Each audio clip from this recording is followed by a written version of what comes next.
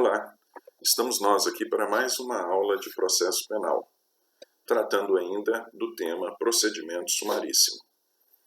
Nós já tratamos das noções iniciais de procedimento sumaríssimo, já falamos da fase preliminar, já falamos da fase judicial e agora nós vamos tratar de questões pontuais. Questões pontuais que são encontradas na legislação esparsa, não especificamente na Lei 9.099, mas que, de certa forma, dizem respeito ao procedimento sumaríssimo.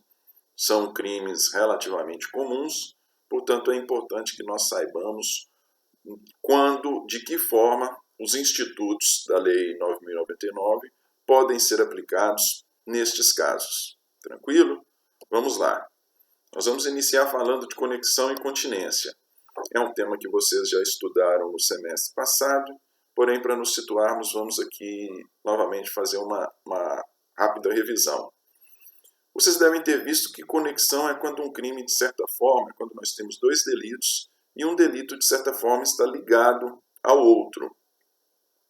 Seja por questão probatória, seja que a prova de um interfere na prova do outro, seja em função dos crimes terem sido cometidos, para garantir o sucesso ou a ocultação de outro.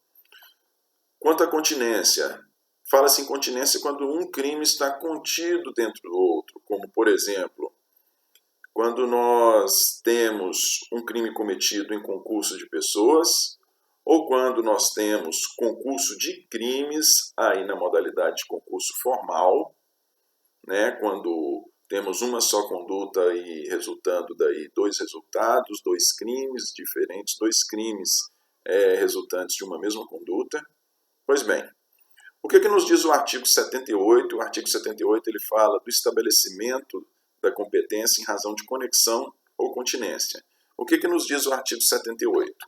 Artigo 78. Na determinação da competência, artigo 78 do Código de Processo Penal. Na determinação de da competência por conexão ou continência, serão observadas as seguintes regras. 1. No concurso entre a competência do júri e a de outro órgão de jurisdição comum, prevalecerá a do júri. Nós sabemos que o júri ele é destinado para o processo e julgamento de crimes dolosos contra a vida.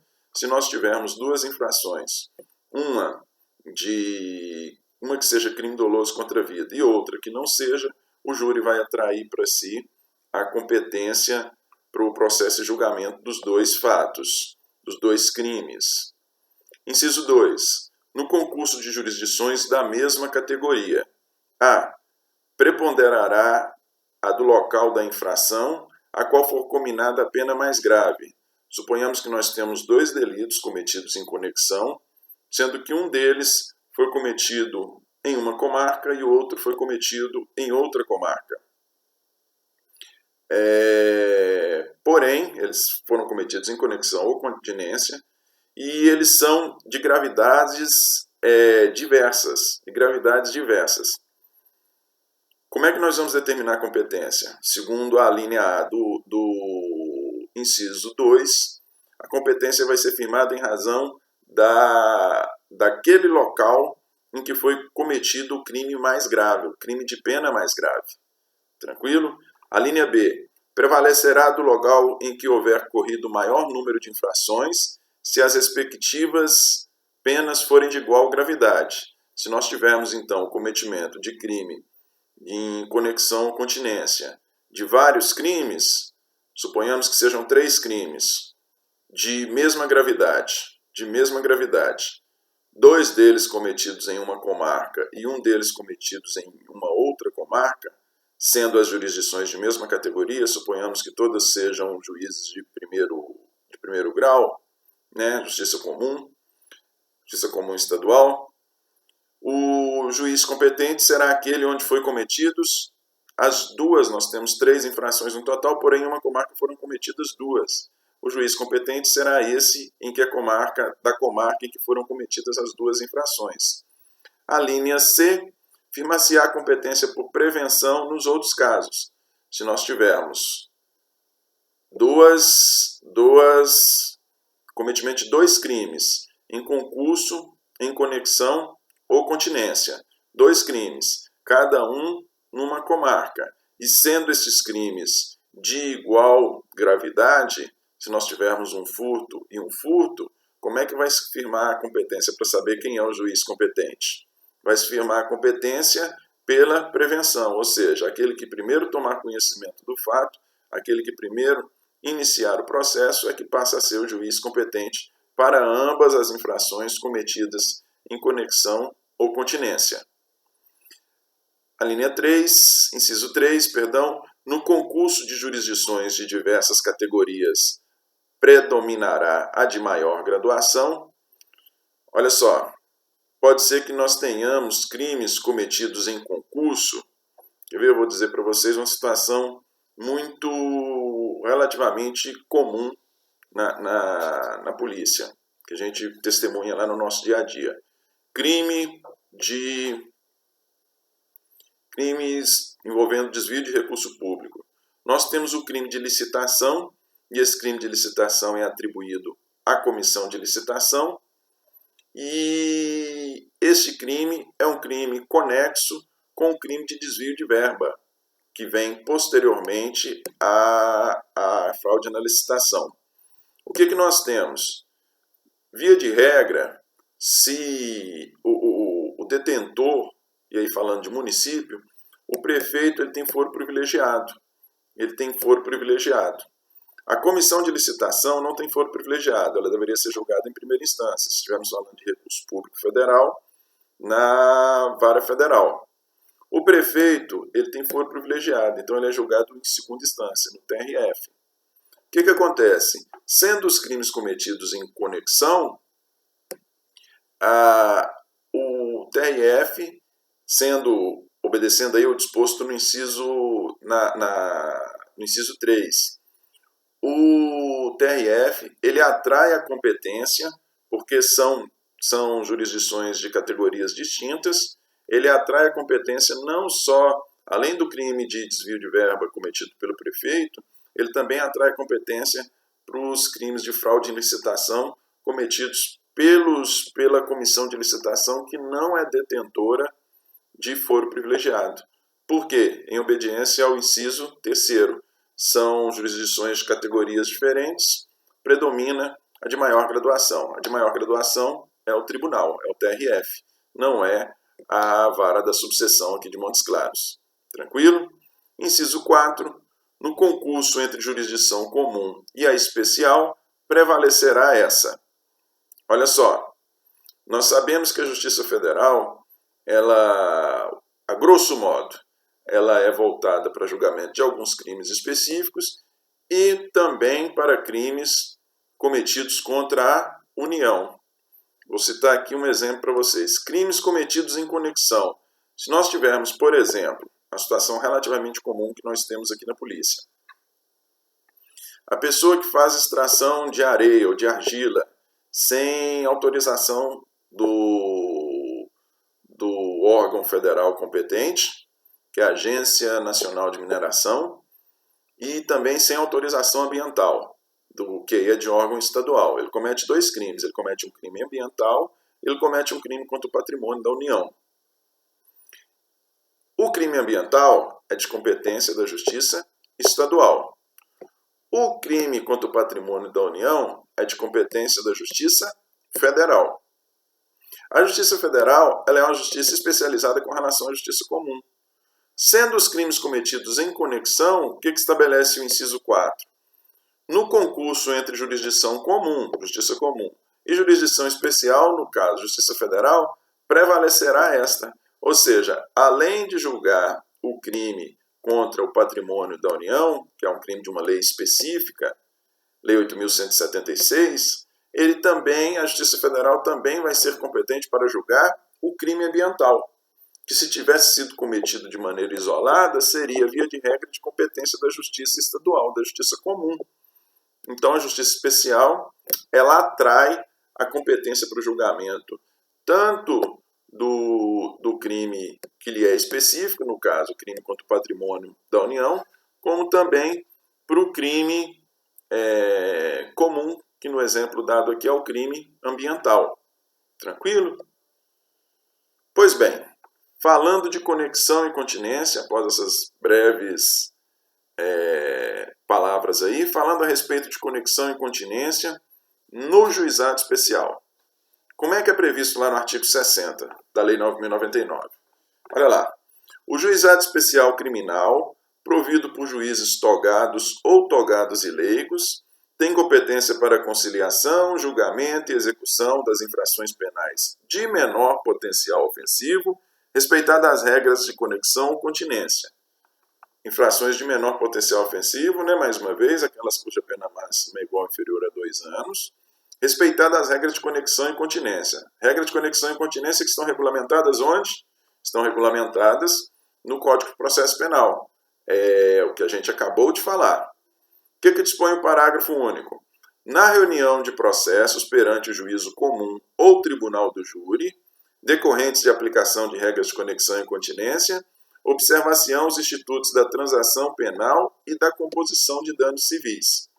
Olha só, se nós tivermos o cometimento em conexão de um crime de menor potencial ofensivo e de um crime que não seja desta categoria, um crime de menor potencial ofensivo e um crime que não seja desta categoria, o que nós temos? Nós temos a atração pelo que dispõe, nós temos a atração pelo juízo comum, nós temos a atração do crime de menor potencial ofensivo. Ele passa a ser competente tanto para o crime comum, quanto para o crime, tanto para o crime de maior potencial ofensivo, quanto para o crime de menor potencial ofensivo cometido em conexão. Tranquilo? O que o parágrafo único está nos dizendo? Ele está nos dizendo, olha, vai passar a ser de competência, não vai ser julgado no juizado especial. Vai ser julgado, porque foi cometido em conexão, vai ser julgado perante o juízo comum ou o tribunal do júri, a depender se foi cometido em conexão com um crime comum ou se foi cometido em conexão com um crime doloso contra a vida. Apesar do crime de menor potencial ofensivo ser cometido, ser via de regra de atribuição do juizado, nestes casos ele vai para o juízo comum ou para o tribunal do júri, porém, o juízo comum ou tribunal do júri, ele vai ter que aplicar os institutos da transação penal e da composição civil. Transação penal e composição civil que estão previstos onde? Estão previstos na 9.099. Ou seja, o processo e julgamento do crime de menor potencial ofensivo não vai se dar perante o juizado, porque ele foi cometido em conexão com um outro delito que não é de menor potencial ofensivo, então ele não vai transcorrer perante o juizado. Porém, o juiz perante o qual o juiz competente para o processo e julgamento dos dois delitos, ele vai ter que aplicar para o crime de menor potencial ofensivo os institutos da transação penal e da composição civil que nós já estudamos. Tranquilo? A pessoa não perde o direito dos institutos da transação penal e da composição civil. Lógico, desde que ele preencha os requisitos legais. Tranquilo?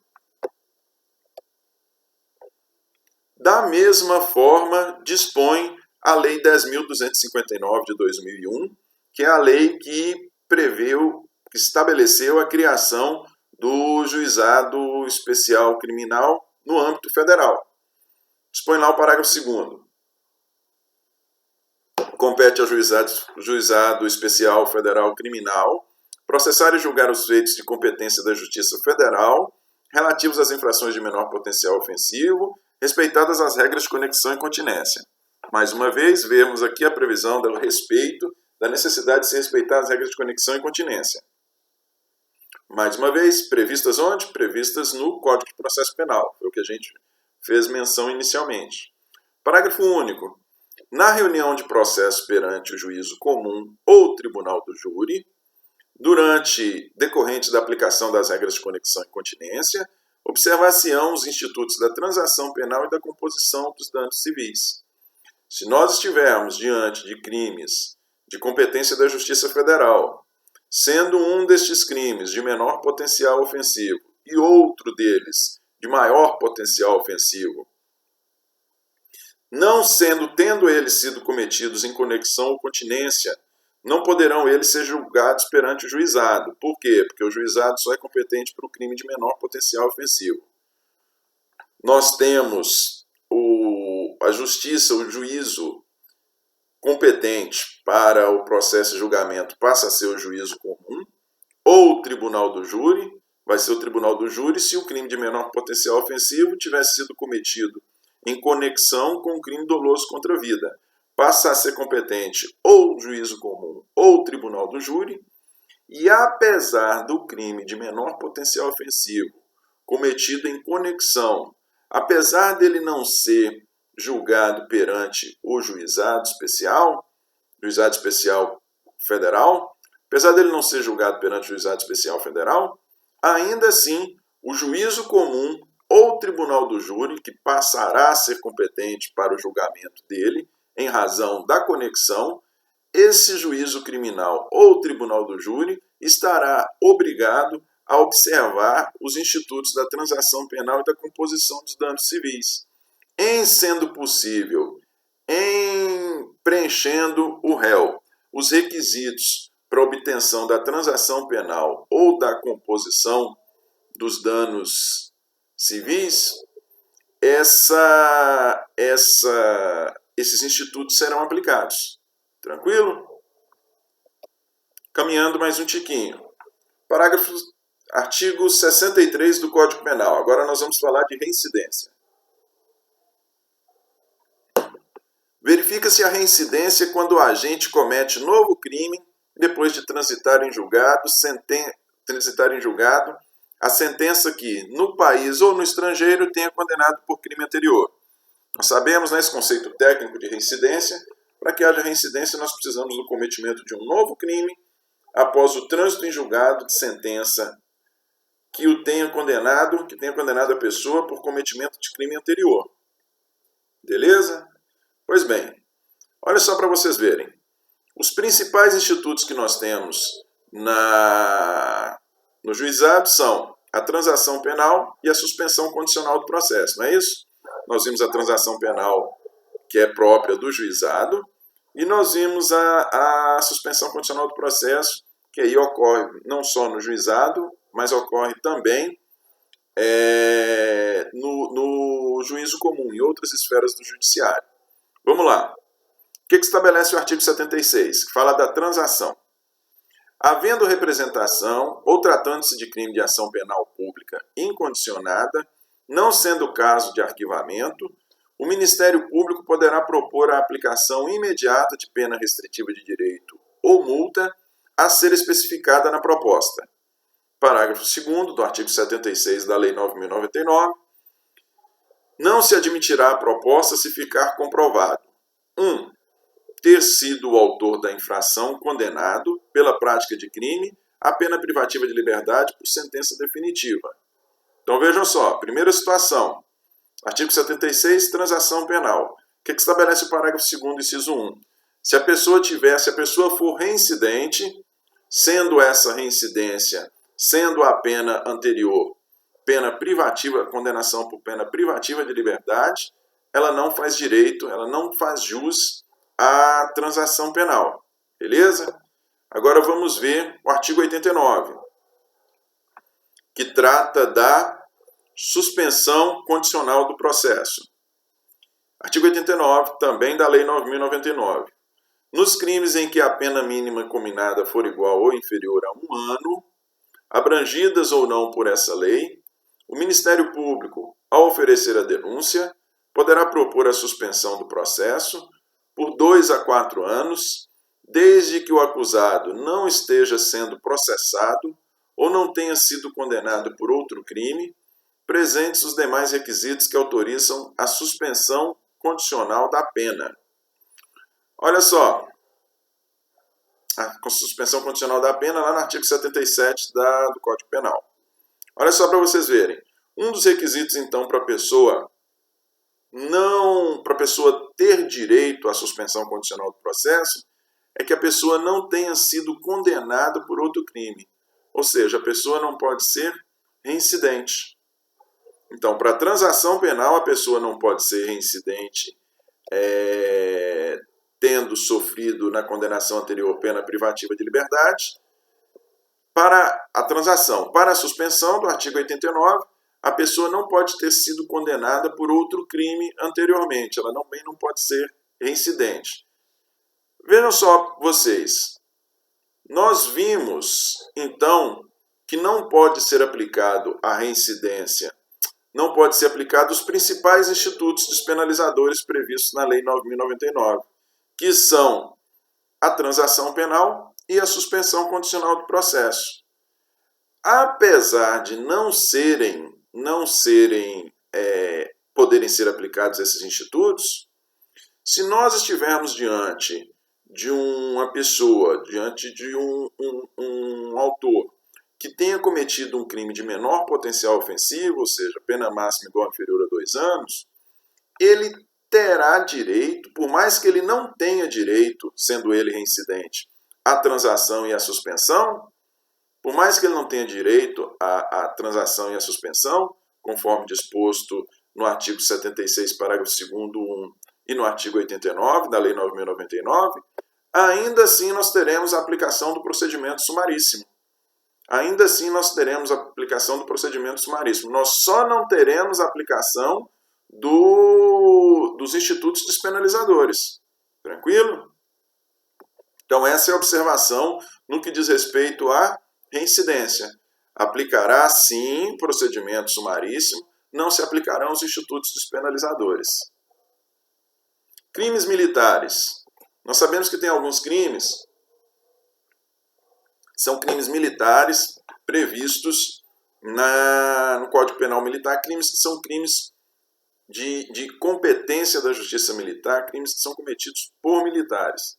Pois bem, especificamente no que diz respeito aos crimes militares, o artigo 90A da Lei 9.099 estabelece que as disposições desta lei não se aplicam no âmbito da Justiça Militar.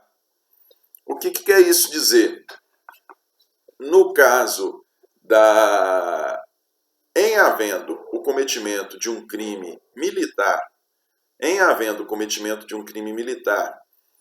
crime esse que se enquadre no conceito de crime de menor potencial ofensivo, ou seja, pena máxima igual ou inferior a 2 anos, apesar de se enquadrar no conceito de crime de menor potencial ofensivo em razão da pena, nós não teremos a aplicação do procedimento previsto na Lei 9.099.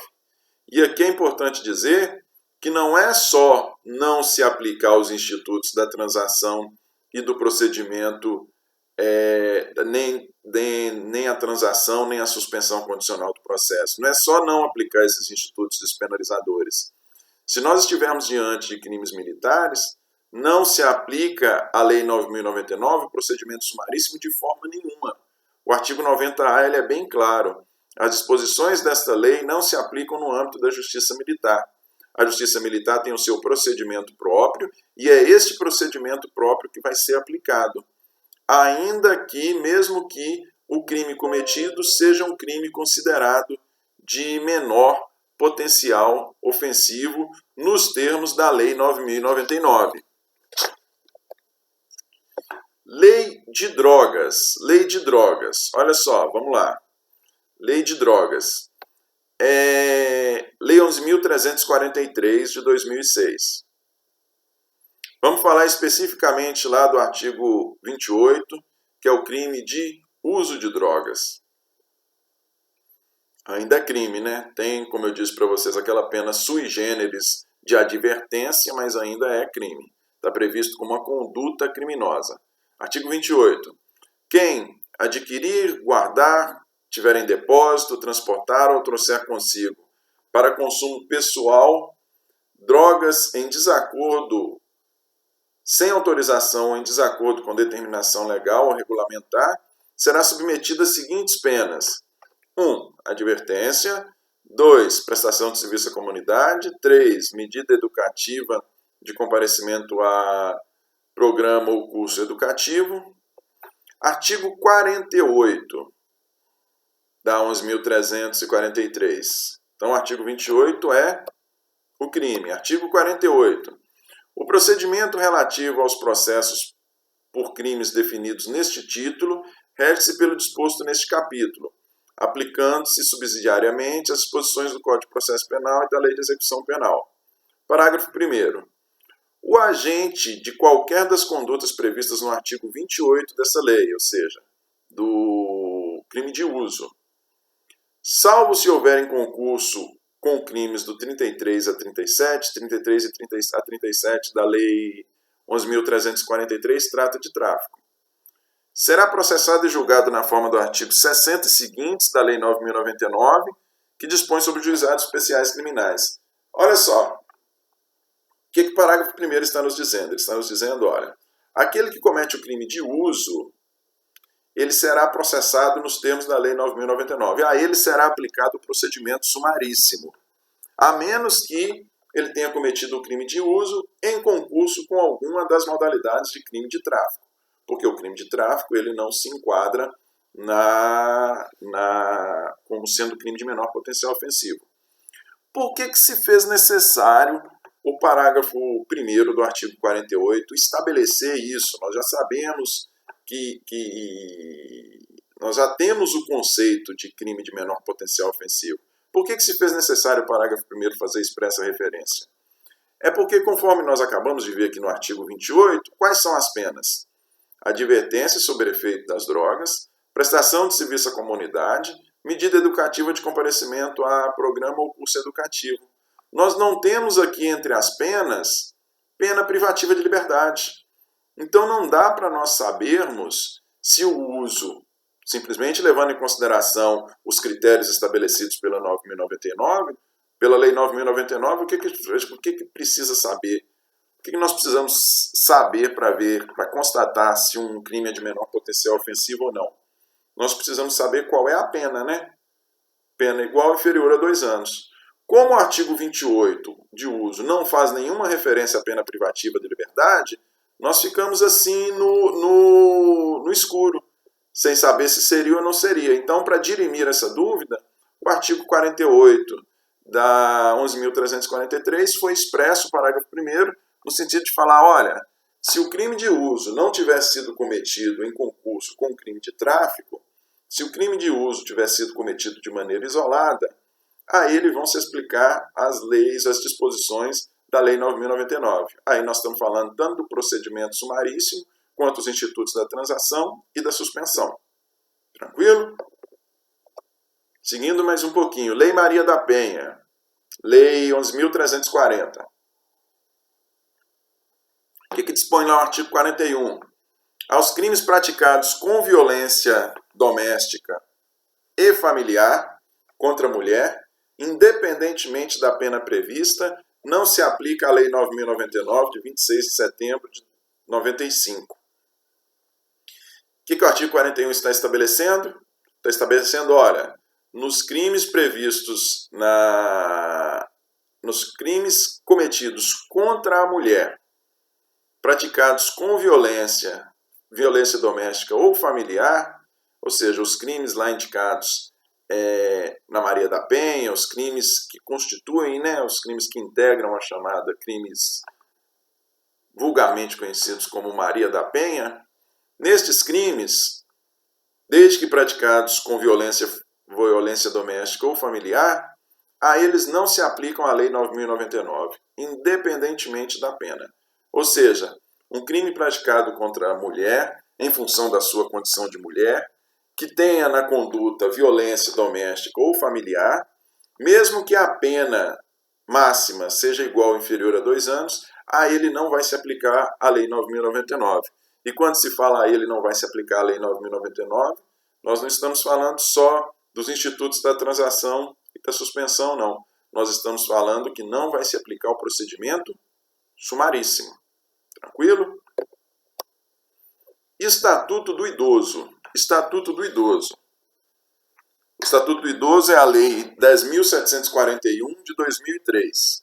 O que estabelece o artigo 94 do Estatuto do Idoso? Aos crimes previstos nesta lei, cuja pena máxima privativa de liberdade não ultrapasse 4 anos, aplica-se o procedimento previsto na Lei 9.099 e, subsidiariamente, no que couber, as disposições do Código Penal e do Código de Processo Penal. Olha só, uma leitura rápida desse artigo 94 pode nos fazer incidir em erro.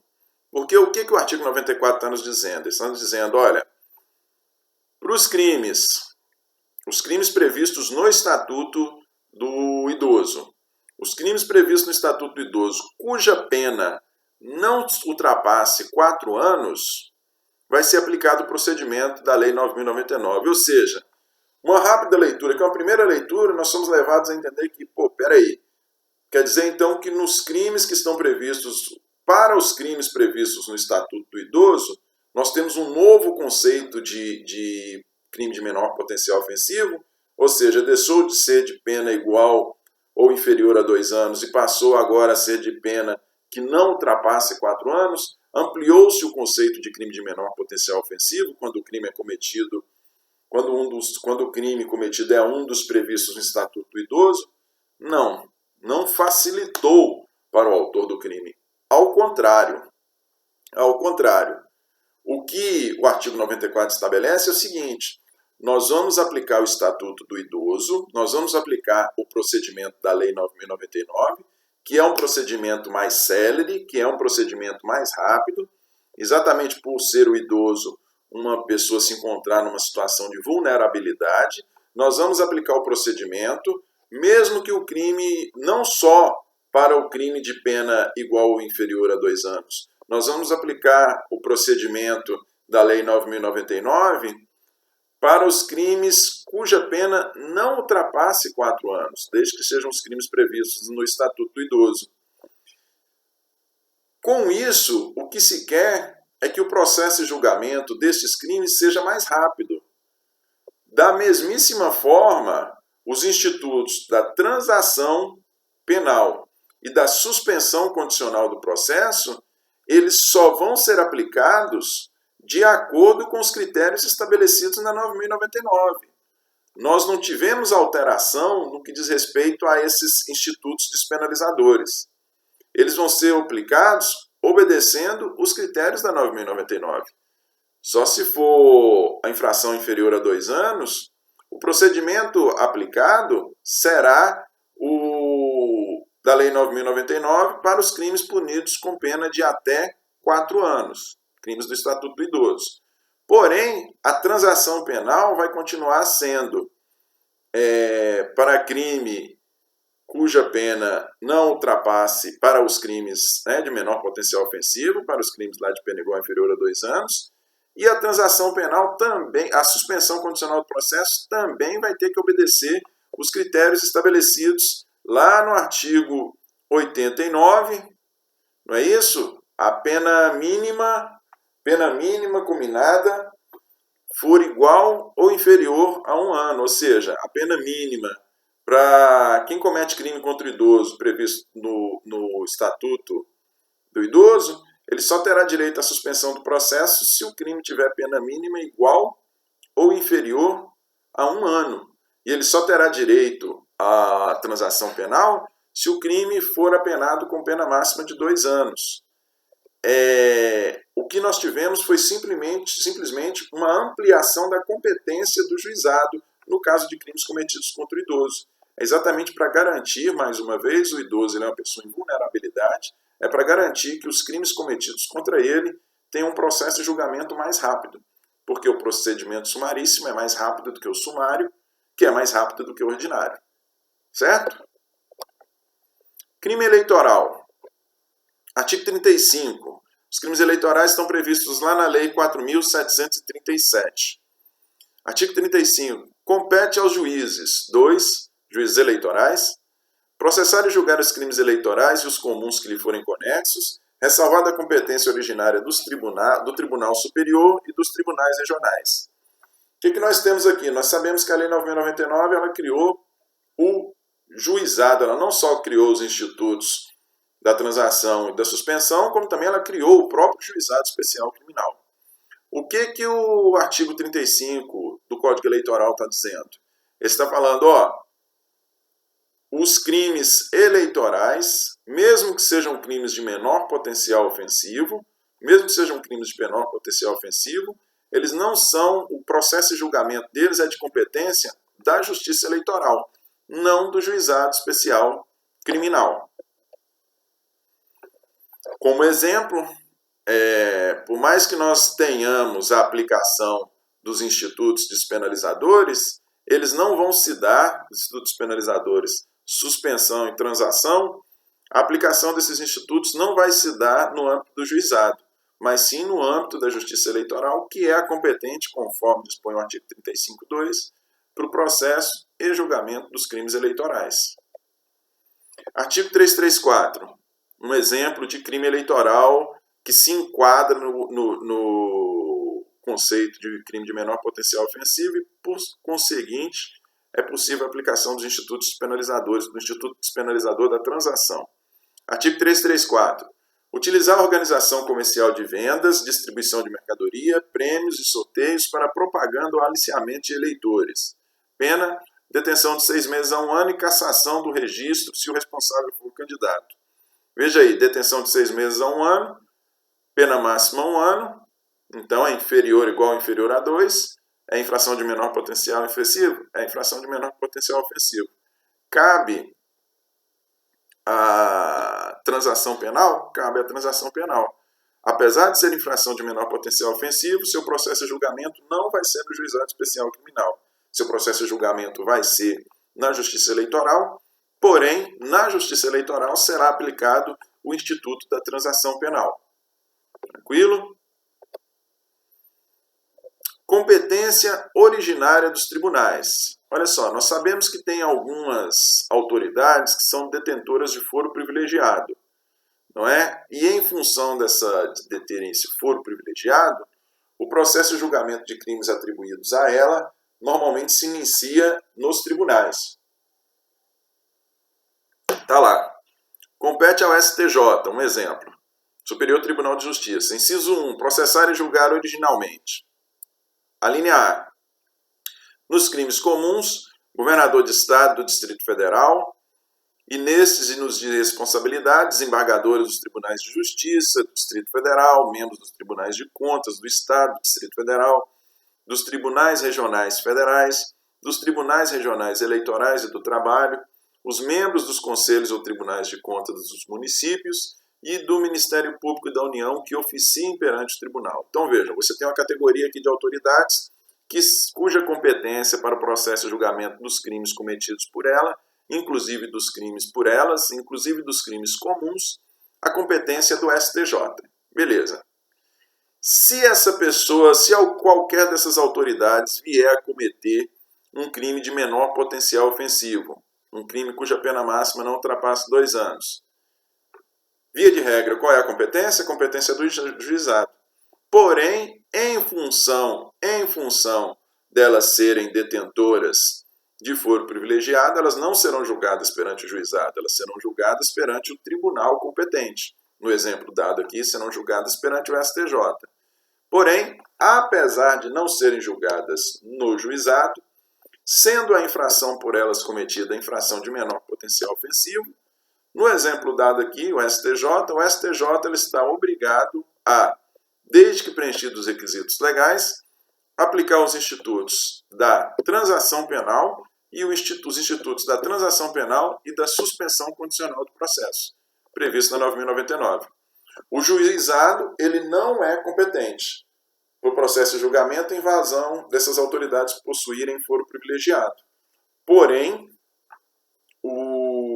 os institutos despenalizadores previstos na 9.099, mais uma vez, transação e suspensão, serão aplicados pelo tribunal competente. Crime de trânsito e lesão corporal culposa. Vejam vocês, nós estamos falando de vários crimes que cada qual tem sua particularidade, como nós dissemos. Crime no Código de Trânsito. Olha lá. Artigo 291. Aos crimes cometidos na direção de veículos automotores previstos neste Código, nós estamos falando aí de crimes culposos, né, lesão corporal culposa, aplicam-se as normas gerais do Código Penal e do Código de Processo Penal, se este capítulo não dispuser de modo diverso, bem como a Lei 9.099, ou seja, nós teremos aplicação do procedimento da Lei 9.099 para os crimes de trânsito, para os crimes cometidos na direção de veículo automotor, para os crimes previstos para os crimes de trânsito, os crimes referidos no Código de Trânsito, beleza? Nós temos a determinação aí da aplicação da Lei 9.099. Só que nós temos uma situação pontual. Olha lá, parágrafo 1º deste mesmo artigo 291. Aplicam-se aos crimes de trânsito de lesão corporal culposa o disposto nos artigos 74, 76 e 88 da Lei 9.099. Ou seja, nós temos a aplicação aí da transação penal. Exceto se o agente estiver 1.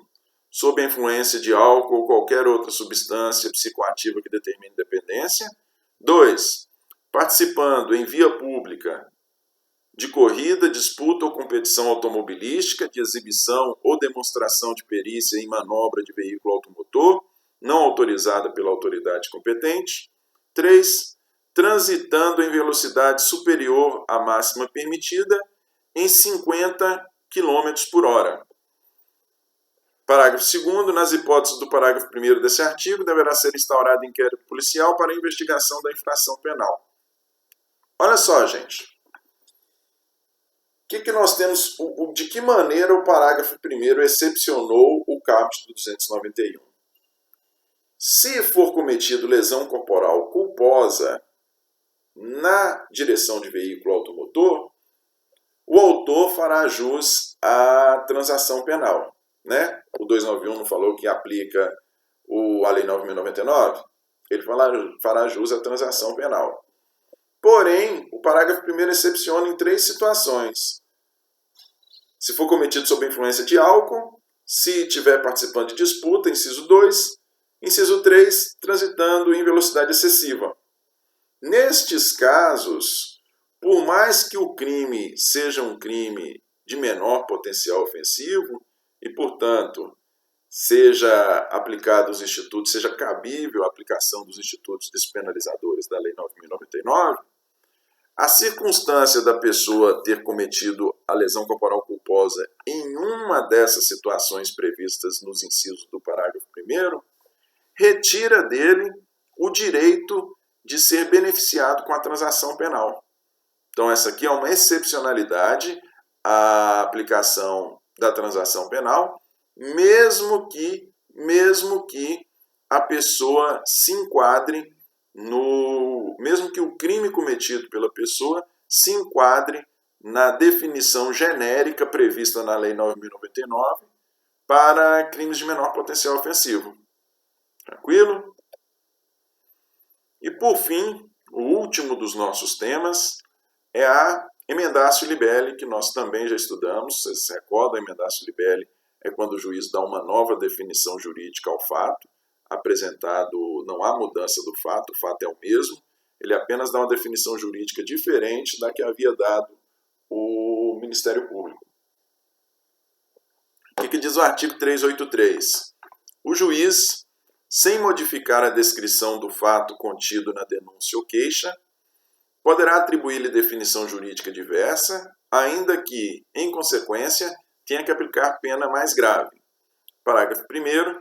Se, em consequência de nova definição jurídica diversa, houver possibilidade de proposta de suspensão condicional do processo, o juiz procederá de acordo com o disposto em lei. Parágrafo 2º. Tratando-se de infração de competência de outro juízo, a este serão encaminhados os autos. Olha só, o que o artigo 383 está nos dizendo? Suponhamos que esteja em tramitação um delito que não se enquadre nem no conceito de crime de menor potencial ofensivo, ou seja, de pena máxima igual ou inferior a 2 anos, num primeiro momento. Segundo, a tipificação colocada pelo Ministério Público na denúncia. Não se enquadre nem no conceito de delito de menor potencial ofensivo, nem possua pena mínima igual ou inferior a 1 ano. Portanto, nem seja passível de suspensão. Então, ele teve a tramitação normal.